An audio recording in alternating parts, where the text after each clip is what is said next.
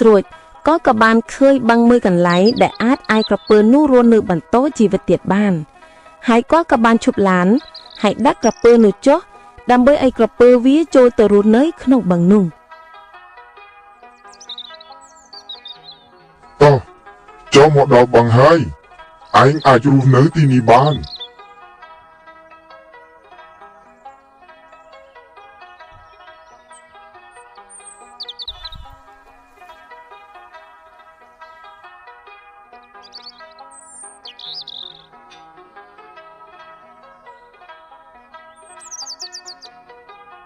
នៅពេលរួចពីសេចក្តីស្លាប់ក្រពើក៏បានយកលេសថាបុរសនោះបានបើកម៉ាស៊ីនត្រជាក់ខ្លាំង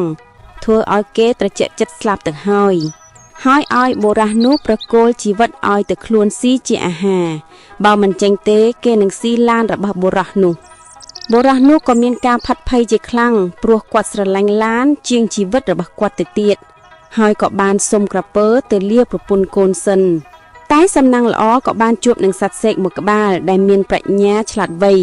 ហើយសេកនោះក៏បានជួយយកអាសាបុរសម្នាក់នោះឲ្យរួចផុតពីសេចក្តីស្លាប់បានសេកនោះក៏បាននិយាយថា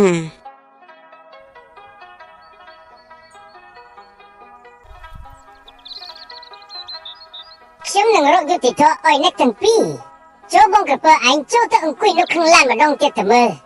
ហើយបងឯងទៅបើកម៉ាស៊ីនត្រជាក់ម្ដងទៀតទៅមើលថាតើត្រជាក់ខ្លាំងមែនដែរឬទេហើយបងឯងបើកឲ្យខ្លាំងមែនតើបើកឲ្យត្រជាក់រហូតដល់ក្រពើនឹងត្រជាក់ស្លាប់ហ្មងទៅកុំឲ្យវាចេះទេរមើលគុណចឹងទៀត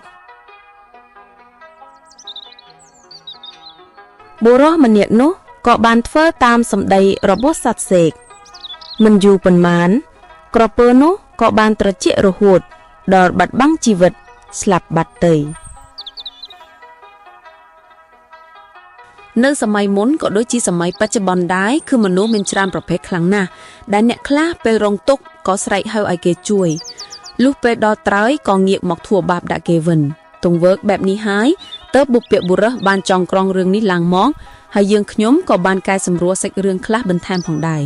សាច់រឿងនេះគឺដើម្បីទុកជាគតិសម្រាប់អប់រំមនុស្សឲ្យចេះពិចារណាមុននឹងជួយសង្គ្រោះនរណាម្នាក់